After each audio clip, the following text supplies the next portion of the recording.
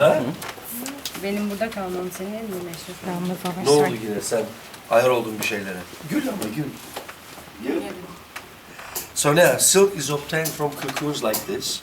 From one of these guys, we are able to obtain a very thin fiber, like this.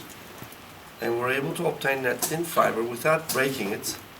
About a mile, 2.5 miles long, but you see we can't do it like this. Why we can't do it? It just simply keeps breaking off. But that's that one fiber there, you see that? So what we simply do is take these, we put them in warm water, and with the help of this Bristol brush, she'll start catching these loose ends. Now before this is done, there's another thing we do. If you listen carefully, hear that? There's a silkworm inside, so we need to kill this guy. If we don't kill him, he'll cut a hole in the cocoon, and he'll come out as a moth. So what we do is we steam them, we put them aside. Once we have enough, we'll put them in here, and she'll start catching the ends. That him? That's right. See, after all the silk is unraveled, that's what you end up with. Yap bakalım. Watch what she does. And look at that. Oh. Oh, wow, that's cool. She needs to grab all that, take it down.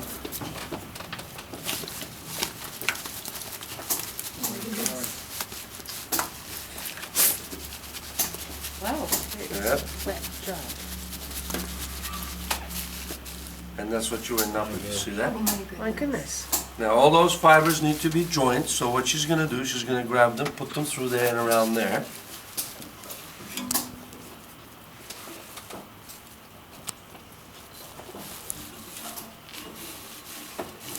And then she'll start unraveling them. Wow.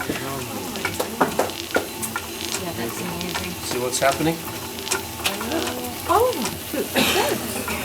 So what's happening, why these guys are jumping up and down like this, they're simply unraveling. That's one of the reasons they're moving up and down like that. There you can see. And once all it's done, you see there's one that's inside right there. You see it? That guy's almost done right there. So when all of it is done, that's what you end up with, the silkworms. We don't eat these guys. In some countries they do. They believe it's a natural aphrodisiac. You know? I mean, so we don't. But we feed them to the chickens we have in the back. So, and it wasn't the chickens that you guys ate, so feel comfortable on that, right? So we take all that there, we spin those guys together. We end up with the silk that you're familiar with, which is this. And then we take this guy, we wash it, and we dye it into the colors, which is this. That's the final product. You can pass it around, please. And that's what you end up with. Now the coloring of that's not chemical dye. It's what we call natural dyes.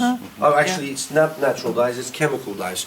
Silk is not an absorbent material like wool or cotton, so you have to use chemical dyes. okay. And sometimes people wonder what they were using in the old days when they first invented this.